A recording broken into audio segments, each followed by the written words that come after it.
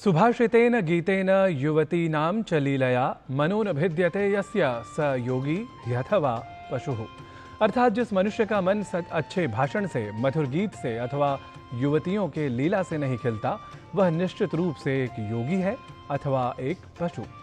अस्तु, अभिनंदनम, अभिवादनम और सुप्रभातम। सुप्रभातम के एक और नवीन अंक के साथ मैं हूं आप सभी के समक्ष नारायण दत्त मिश्र और समर्पित है मेरी ओर से आप सभी को स्वागत, सत्कार के साथ सहर्ष नमस्कार।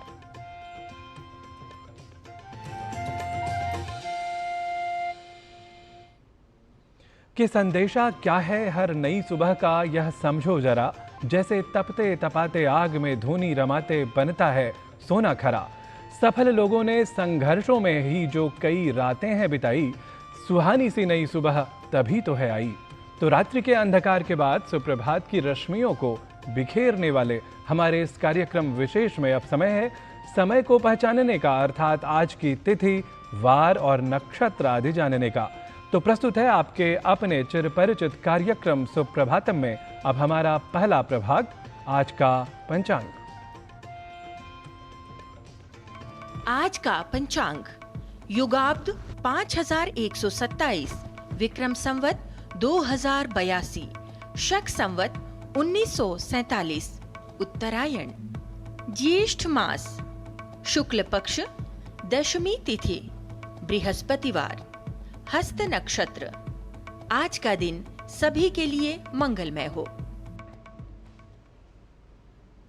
तिथि, वार, नक्षत्र आदि सामयिक अभिज्ञान के बाद अब समय है ज्ञानार्जन की प्राप्ति का। वस्तुतः ज्ञानार्जन के बाद का आनंद तो हम में एक नया उत्साह उत्पन्न कर दिया करता है, और यदि ज्ञान योग से संबद्ध हो, जो सैद्धांतिक होने के साथ साथ अत्यंत प्रायोगिक भी है, तो उसके कहने ही क्या। तो अब अविलंब जान लेते हैं अपने अगले प्रभाग योग मंत्र में योग के महत्व को बताने वाले संस्कृत, हिंदी और अंग्रेजी इन 3 भाषाओं से अन्वित वचन विशेष को।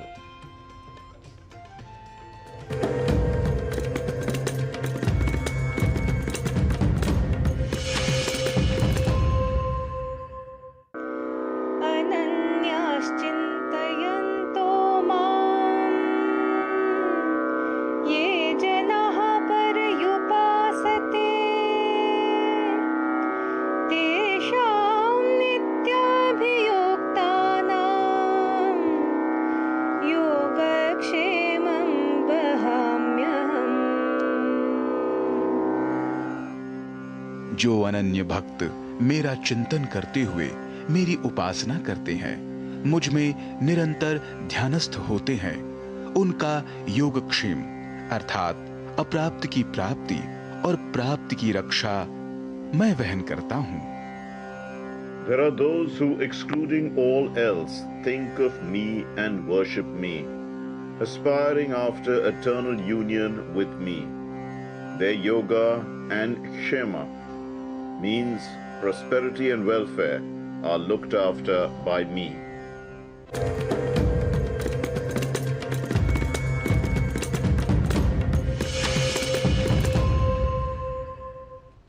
और अब समय है भारतीय ज्ञान परंपरा से जुड़ी प्रस्तुति का। भारतीय ज्ञान परंपरा में योग जीवन के समग्र विकास के लिए महत्वपूर्ण बताया गया है, जो शारीरिक स्वास्थ्य, मानसिक शांति और आध्यात्मिक विकास के लिए बहुत अधिक सहायक है। योग के अनेक प्रभागों में से अष्टांग योग का विशेष प्रभाव है। देखिए अष्टांग योग पर आधारित हमारी यह विशेष रिपोर्ट।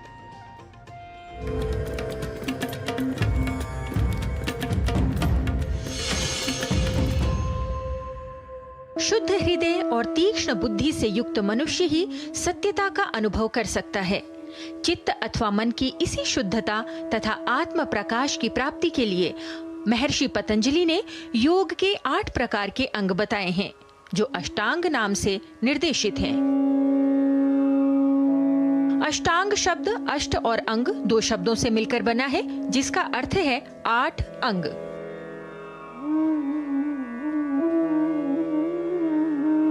योग के 8 अंग हैं यम, नियम, आसन, प्राणायाम, प्रत्याहार, धारणा, ध्यान और समाधि।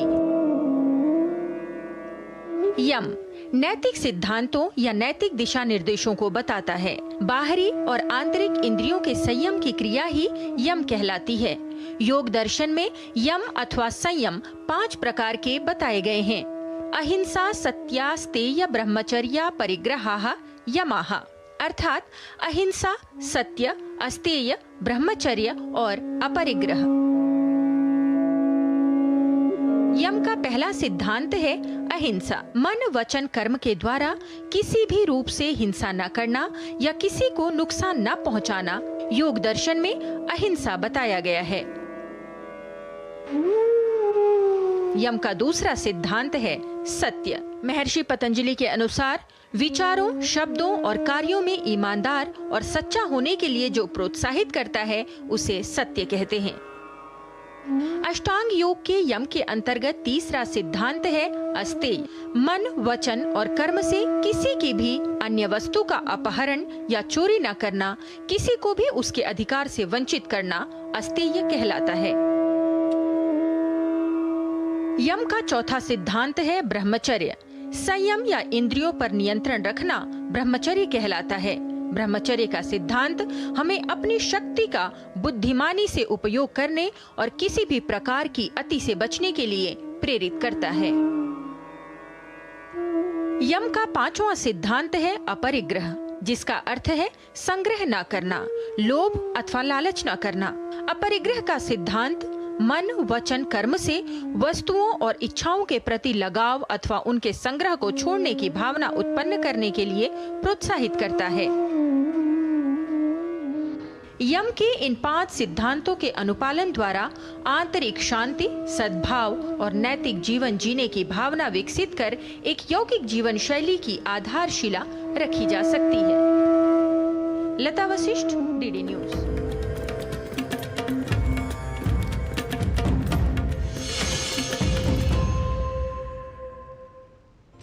आज विश्व पर्यावरण दिवस है। पर्यावरण प्रदूषण के लिए कई कारक जिम्मेदार होते हैं। पर्यावरण को प्रदूषित करने के लिए एक बड़ा कारण स्वरूप है प्लास्टिक। पर्यावरण प्रदूषण से स्वास्थ्य को क्या खतरे हो सकते हैं और प्रदूषण को कैसे कम किया जा सकता है, आइए समझते हैं।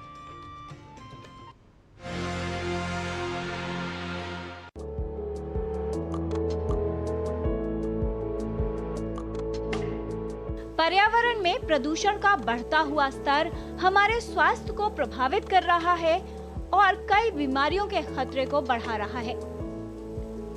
औद्योगिकरण और उन्नत औद्योगिकी के कारण पृथ्वी के प्राकृतिक वातावरण में व्यवधान उत्पन्न हुआ है और इसी का प्रभाव पूरे पर्यावरण पर पड़ रहा है। पर्यावरण प्रदूषण न सिर्फ एक बड़ी समस्या के रूप में हमारे सामने है, बल्कि हमारे स्वास्थ्य के लिए भी खतरा बढ़ा रहा है। पर्यावरण प्रदूषण के विषय में जागरूकता बढ़ाने के उद्देश्य से हर वर्ष 5 जून को विश्व पर्यावरण दिवस के रूप में मनाया जाता है। हम लोग 10,000 लीटर हवा हर दिन लेते हैं। हर मिनट 15 से 20 बार सांस लेते हैं। हर सांस के साथ 300 से 500 मिलीलीटर हवा अंदर जाती है। तो हवा में ऑक्सीजन होती है, वो हमें बहुत ज़रूरी होती है। लेकिन जब वायु प्रदूषण होता है तो उसके साथ बहुत सारे नुकसानदायक सब्सटेंसेस भी अंदर जाते हैं और इस वजह से बहुत सारे हमारे सेहत पे घातक असर करते हैं। जैसे इंडस्ट्रियलाइजेशन होता है, गाड़ियाँ चलती हैं, फैक्ट्रियाँ चलती हैं, उस वजह से जो वायु में जो प्रदूषण होता है उससे हमारे न सिर्फ लंग्स को असर करता है बट लंग्स के पूरे शरीर को असर करता है।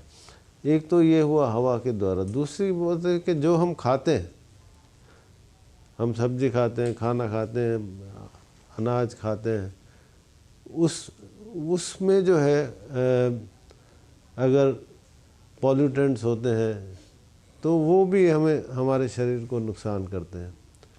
पेस्टिसाइड्स होते हैं बहुत सारे, एंटीबायोटिक्स होते हैं जो कि पोल्ट्री में बहुत यूज़ होते हैं। तो हम जो खाते हैं वो उसमें अगर इस तरह के प्रदूषण या इस तरह के जो सब्सटेंसेस होंगे तो हमें बहुत नुकसान होता है। इस बार विश्व पर्यावरण दिवस के उपलक्ष्य में एक राष्ट्रव्यापी जन आंदोलन अभियान एक राष्ट्र एक मिशन के अंतर्गत प्लास्टिक प्रदूषण समाप्त करने का शुभारंभ किया गया है। यह अभियान भारत की प्रमुख पहल मिशन लाइफ के साथ संरेखित पर्यावरण संरक्षण और स्थिरता के लिए भारत की अटूट प्रतिबद्धता को उजागर करता है। पर्यावरण में बढ़ा हुआ प्रदूषण स्वास्थ्य को कई तरह से प्रभावित करता है और कई तरह की स्वास्थ्य समस्याएं होने की संभावना बढ़ जाती है।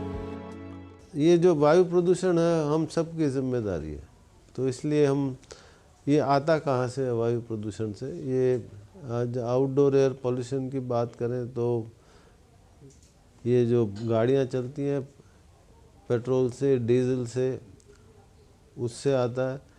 ये जो रोड डस्ट होती है उससे आता है। कंस्ट्रक्शन की डस्ट होती है उससे आता है। स्टबल बर्निंग को ब्लेम किया जाता है, उससे आता है। जो इंडोर एयर पॉल्यूशन है वो जो हम उपला लकड़ी कुछ भी जला देते हैं उससे आता है। पर्यावरण प्रदूषण के अधिक होने से कैंसर, श्वसन रोग, हृदय रोग, मस्तिष्क संबंधित बीमारियां, पेट की बीमारियां, त्वचा की समस्याएं, सुनने की शक्ति पर प्रभाव होता है और न जाने कितनी अन्य समस्याओं की संभावना बढ़ जाती है। हम सब की जिम्मेदारी है कि हम जो है कम से कम ऐसी चीज़ों का उपयोग करें जिससे कि वायु प्रदूषण होता है। यानी घर में हम हैं तो LPG का उपयोग करें, जो सस्ता ईंधन होता है, लकड़ी या चूल उपला और कागज़ वगैरह जला के जो है ना जो लोग खाना बनाते हैं उसको नहीं करना चाहिए। आप ट्रैवल करना चाहते हैं तो एक जो ग्रुप ट्रैवल होता है पब्लिक ट्रांसपोर्ट को ज़्यादा यूज़ करें और अपने गाड़ियों की मेंटेनेंस भी बहुत अच्छी तरह करें। और जो कंस्ट्रक्शन होती है उसकी जो डस्ट होती है वो एक बहुत बड़ा एक कारण है जो कि मैं कहूँगा अनरिकग्नाइज्ड है। प्लास्टिक का यूज़ मिनिमम करें। प्लास्टिक का जो हम यूज़ करते हैं पानी पी के फेंक देते हैं या हर चीज़ में डिस्पोजेबल सामान यूज़ करना चाहते हैं प्लास्टिक के रूप में, इससे न सिर्फ हमारे अपना शरीर को नुकसान होता है लेकिन पूरे एनवायरनमेंट को प्रदूषित करता है, जिससे हम सब का नुकसान होता है। ज़रूरी है कि हम अपने एनवायरनमेंट को साफ़ रखें, अपना ध्यान रखें और शुद्ध खाना खाएं और अपनी सेहत को अच्छी रहने के लिए एक्सरसाइज भी करें। प्लास्टिक प्रदूषण हमारे समय की सबसे बड़ी पर्यावरणीय चुनौतियों में से एक है। सिंगल यूज या डिस्पोजेबल प्लास्टिक के पर्यावरण पर गंभीर परिणाम देखे जा सकते हैं। प्लास्टिक प्रदूषण एक महामारी बन गई है।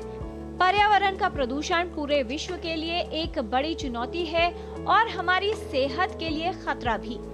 सभी के लिए स्वस्थ जीवन तभी संभव हो सकता है यदि प्रदूषण के इस बढ़ते स्तर को कम किया जा सके। प्रदूषण से स्वास्थ्य को होने वाले खतरों को पहचानें और हर तरह के प्रदूषण को कम करने के उपाय करें। पर्यावरण बचाएं, स्वास्थ्य बेहतर बनाएं। किरण भारद्वाज, DD न्यूज।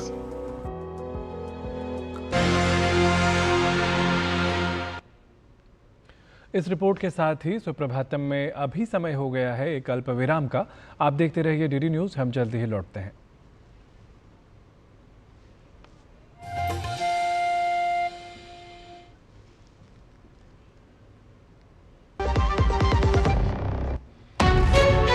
विभाग अनेक, कंप्लेंट बॉक्स 1।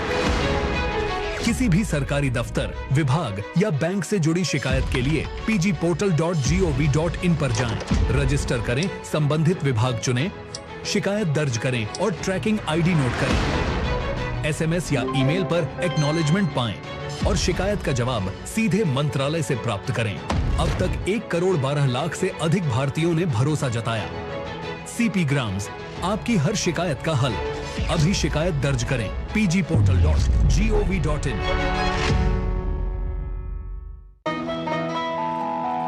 वाह यार, क्या सही हो आप। मेरा भी मन करता है कुछ करने का। मन करता है तो करो, घर की चीजों से टाइम ही नहीं मिलता और हूँ सिर्फ 10वीं पास। आप LIC की बीमा सखी योजना के साथ जुड़ सकती हो। मैं LIC एजेंट बन सकती हूँ? पूरी ट्रेनिंग भी मिलेगी, मंथली स्टाइपेंड भी मिलेगा। स्टाइपेंड भी? ऊपर से कमीशन अलग। LIC बीमा सखी योजना से जुड़ने के लिए अपनी नजदीकी LIC शाखा से संपर्क करें। LIC बीमा सखी योजना, अपनी शुरुआत अपने हिसाब से। कम समय में ज्यादा मुनाफा, बस एक क्लिक में। कमाल है। अनजान लिंक्स पर क्लिक मत कीजिए। RBI कहता है जानकार बनिए, सतर्क रहिए।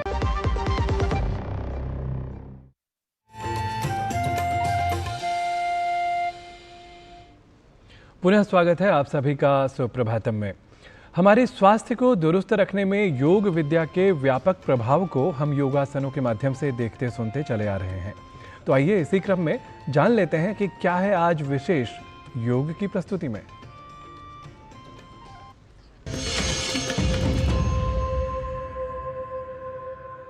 अगर हम बात करें कोई ऐसा अभ्यास जो पूरे शरीर के जॉइंट्स की स्टिफनेस को, शरीर की स्टिफनेस को, शरीर की लेजीनेस, लेथार्जिकनेस को, शरीर की अकड़ाहट को इंस्टेंटली दूर कर सकता है, तो वो है कटी चक्र का अभ्यास। बहुत सुंदर अभ्यास है और आप देखेंगे कि सारा शरीर ओपन अप हो जाता है और पूरे शरीर में ऊर्जा का संचार होता है। कैसे करना है उसको एक बार समझ लीजिए।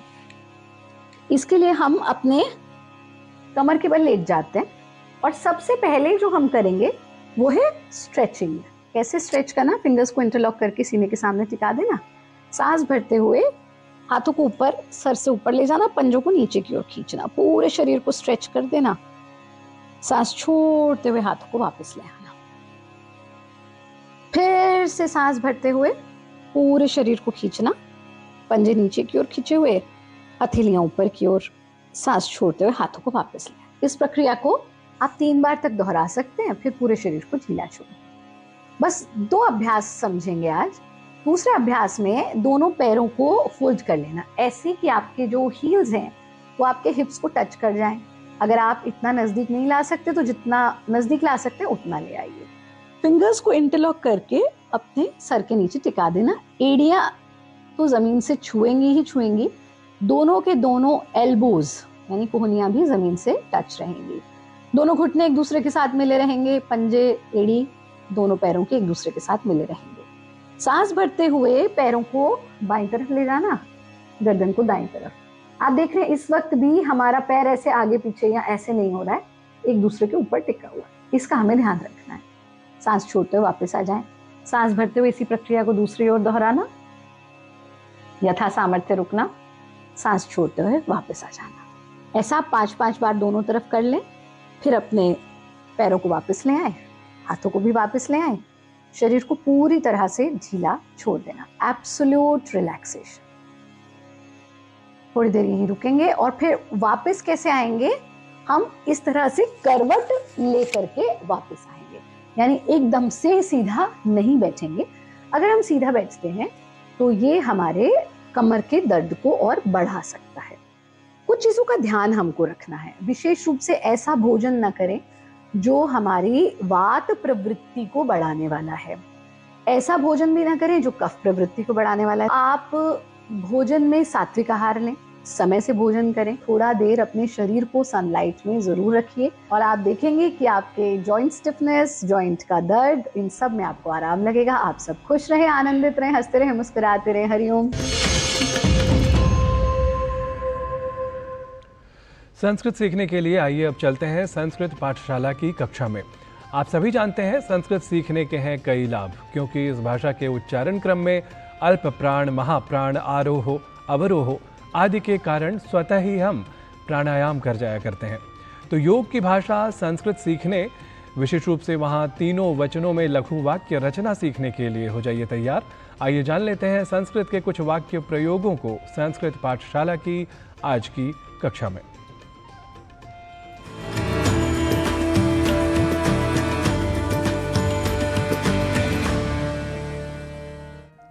मित्राणि नमो नमः। संस्कृत पाठशालायां भवतां सर्वेषां स्वागतम्।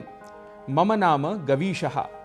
अपनी संस्कृत कक्षा में हम वर्तमान कालिक क्रियाओं के साथ प्रथम पुरुष के तीनों वचनों अर्थात एकवचन, द्विवचन, वह बहुवचन के वाक्य बनाना सीख चुके हैं। पहले हमने तीनों वचनों में अलग अलग वाक्य बनाए थे। आइए आज तीनों वचनों में एक साथ वाक्य बनाकर अभ्यास करते हैं। यदि हमें वाक्य बनाना हो बालक जाता है, तो संस्कृत वाक्य बनेगा बालकः गच्छति, अर्थात बालक जाता है, एक बालक जाता है। इसी का द्विवचन रूप है बालकौ गच्छतः। बालकौ गच्छतः अर्थात दो बालक जाते हैं। और बहुवचन रूप बनेगा बालकाः गच्छन्ति। बालकाः गच्छन्ति अर्थात तीन या तीन से अधिक बालक जाते हैं। आइए इसी प्रकार कर लेते हैं अभ्यास। वाक्य है छात्रः पठति, छात्रौ पठतः, छात्राः पठन्ति। शिष्यः नमति, शिष्य प्रणाम करता है। शिष्यौ नमतः, दो शिष्य प्रणाम करते हैं। शिष्याः नमन्ति, तीन या उससे अधिक शिष्य प्रणाम करते हैं। वाक्य है अग्रजः वदति, अग्रजौ वदतः, यह इसका द्विवचन रूप हुआ। अग्रजाः वदन्ति, यह इसका बहुवचन रूप बना। वाक्य है अश्वः धावति, अश्वौ धावतः, अश्वाः धावन्ति। सेवकः तिष्ठति, सेवक बैठता है। सेवकौ तिष्ठतः, दो सेवक बैठते हैं या ठहरते हैं। सेवकाः तिष्ठन्ति, तीन या बहुत सारे सेवक बैठते हैं, ठहरते हैं। साधुः अटति, इसी का द्विवचन बनेगा साधु अटतः, और बहुवचन में साधवः अटन्ति। प्रश्नवाचक में बात करनी हो तो कहेंगे कः हसति, कौन हंसता है। कौ हसतः, कौन दो हंसते हैं। के हसन्ति, कौन कौन हंसते हैं, अर्थात यहां हंसने वाले बहुत से लोग हैं। सह हसति, वह हंसता है, वह जो हमसे दूर खड़ा है। तौ हसतः, वे दो हंसते हैं। ते हसन्ति, वे सब हंसते हैं। इसी प्रकार जो हमारे समीप है वहां हम वाक्य बनाएंगे एषः हसति, यह एक वचन में। एतौ हसतः, यह द्विवचन रूप। एते हसन्ति, यह इसका बहुवचन रूप बना। इसी प्रकार पितृव्यः पृच्छति, पितृव्यौ पृच्छतः, पितृव्याः पृच्छन्ति। अग्रजः वदति, अग्रजौ वदतः, अग्रजाः वदन्ति। शिक्षकः पाठयति, शिक्षकौ पाठयतः, शिक्षकाः पाठयन्ति। प्रिया लिखति, प्रिये लिखतः, प्रियाः लिखन्ति। छात्रा स्मरति, छात्रे स्मरतः, छात्राः स्मरन्ति। बालिका शृणोति, बालिके शृणुतः, बालिकाः शृण्वन्ति। महिला गच्छति, महिले गच्छतः, महिलाः गच्छन्ति।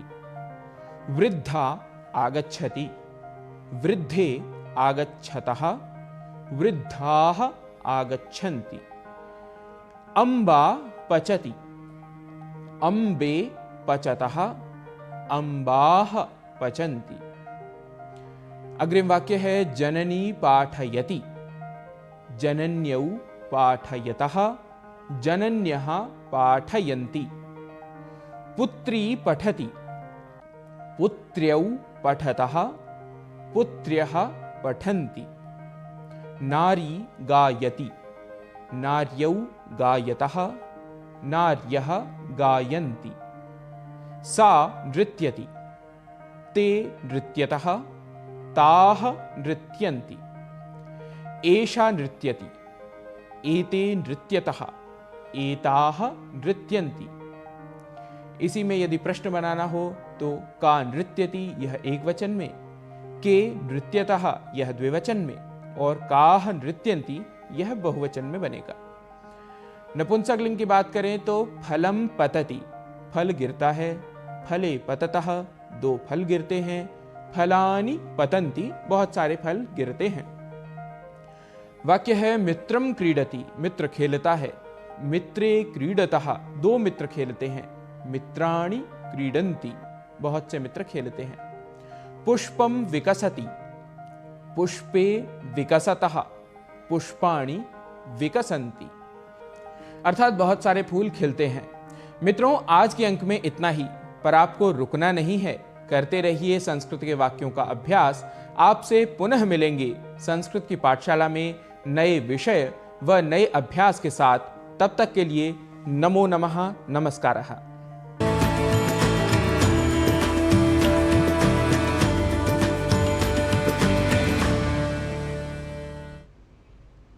सुप्रभातम की आज की प्रस्तुति में अब इतना ही। कल पुनः सुप्रभातम में सुप्रभात की वेला में सुप्रभातम के नए अंक के साथ हम लौटेंगे। तब तक के लिए मुझे अपने सहयोगियों के साथ दीजिए अनुमति। नमो वः भवद्भ्यः च।